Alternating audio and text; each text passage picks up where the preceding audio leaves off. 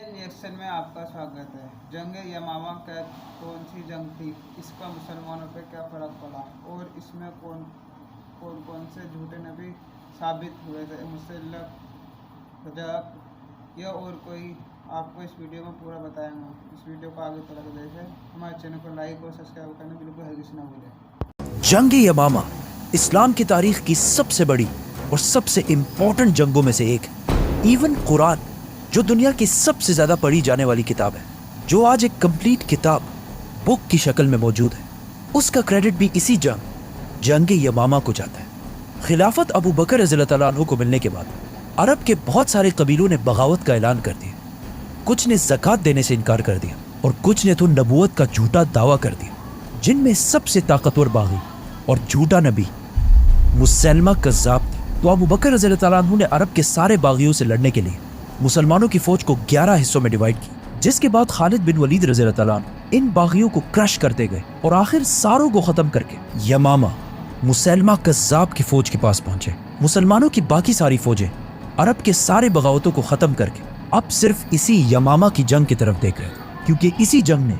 मुसलमानों का future decide करना था। खालिद बिन वलीद मुसलमानों की 13,000 फौज लेकर यमामा के मैदान पहुंचे, जहां सामने मुसलमा की 40,000 की फौज उनका इंतजार कर रही थी। जैसे ही जंग शुरू हुई, मुसलमानों ने एक मिनट, ये मुसलमा आखिर था कौन जिसने इतनी तेजी से और इतनी आसानी से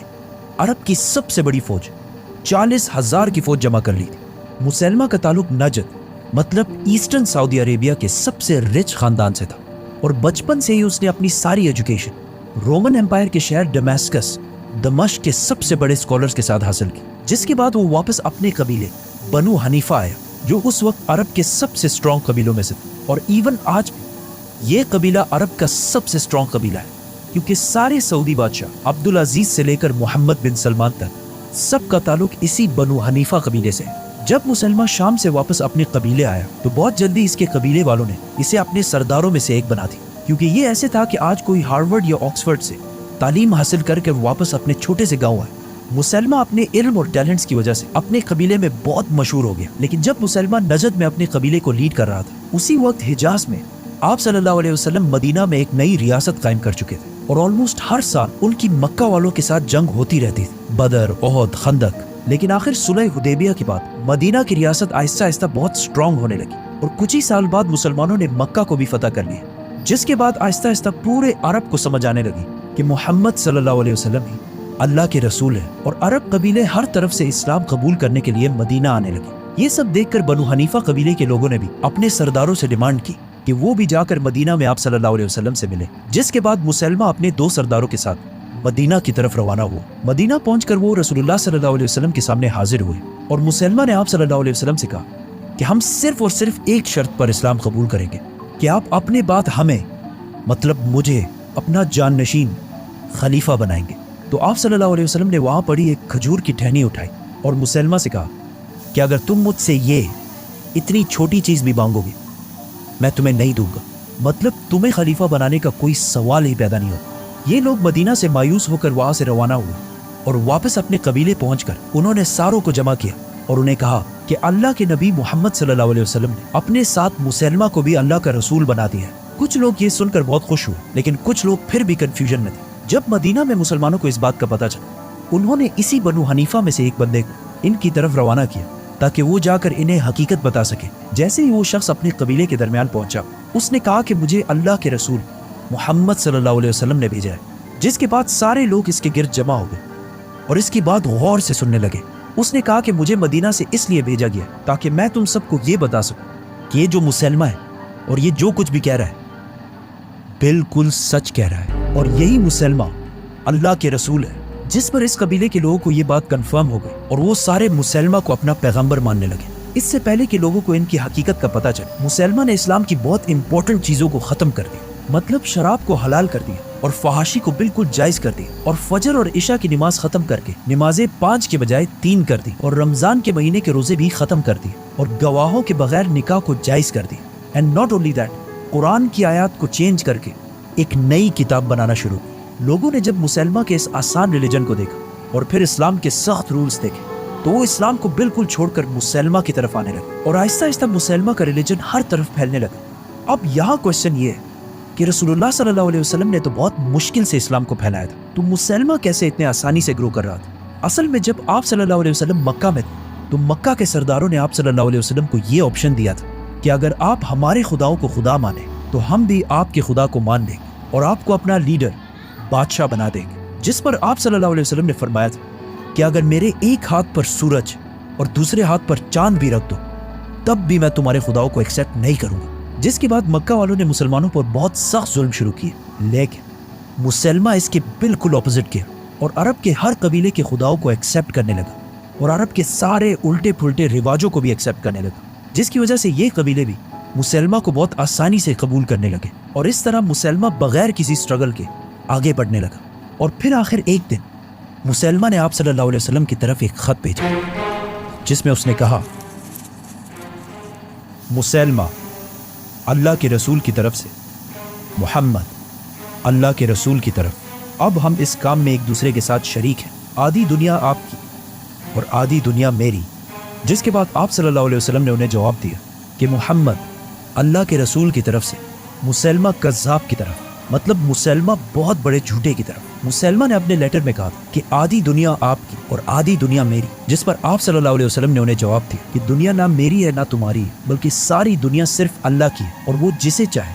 اسے ہی دیتا ہے۔ آپ صلی اللہ علیہ وسلم کی زندگی میں تو مسلمہ کی اتنی جرت کبھی بھی نہیں کہ وہ بغاوت کا اعلان کر سکے، لیکن آپ صلی اللہ علیہ وسلم کی وفات کے فوراً بعد مسلمہ نے ابو بکر رضی اللہ تعالیٰ عنہ کی خلافت سے بغاوت کا اعلان کر دی، جس کے بعد ابو بکر رضی اللہ تعالیٰ عنہ نے مسلمانوں کی 11 فوجیں بنائیں، جن میں سے ایک کو انہوں نے مسلمہ کی طرف بھیجا اور انہیں کلیئر آرڈرز دیے کہ صرف مسلمہ کی فوج کو روکنا ہے، ان پر حملہ نہیں کرنا۔ لیکن اس فوج کے کمانڈر اکرمہ رضی اللہ تعالیٰ عنہ نے مسلمہ پر حملہ کر دی اور وہ جنگ ہار گئے، جس کے بعد ابو بکر رضی اللہ تعالیٰ عنہ نے مسلمہ کی طرف ایک دوسری فوج بھیجی اور انہیں بھی وہی آرڈرز دیے کہ مسلمہ پر حملہ نہیں کرنا، لیکن اس فوج نے بھی مسلمہ پر حملہ کر دی اور وہ بھی جنگ ہار گئے۔ تو اب فائنلی ابو بکر رضی اللہ تعالیٰ عنہ نے خالد بن ولید کو حکم بھیجا کہ وہ اپنی ساری فوج لے کر مسلمہ کذاب سے لڑنے کے لیے جائے اور ونس اینڈ فار آل مسلمہ کو ختم کر دے۔ خالد بن ولید مسلمانوں کی 13,000 فوج لے کر مسلمہ کذاب کے پاس یمامہ پہنچے، جہاں ان کی 40,000 کی فوج سامنے کھڑی تھی۔ پہلے مسلمہ کی فوج سے لوگوں نے سامنے آ کر مسلمانوں کو چیلنج کیا، جس پر حضرت عمر رضی اللہ تعالیٰ عنہ کے بھائی زید بن خطاب رضی اللہ تعالیٰ عنہ اور باقی صحابہ نے انہیں ختم کر دی اور اسی کے ساتھ دونوں فوجوں نے ایک دوسرے پر حملہ کر دیا۔ پہلے تو دونوں فوجوں کی لڑائی بہت سخت، لیکن مسلمہ کی فوج بہت زیادہ ہونے کی وجہ سے آہستہ آہستہ بہت سارے مسلمان شہید ہونے لگے اور مسلمانوں کی فوج پیچھے ہونے لگی اور آخر مسلمانوں کی فوج کو پیچھے دھکیلتے ہوئے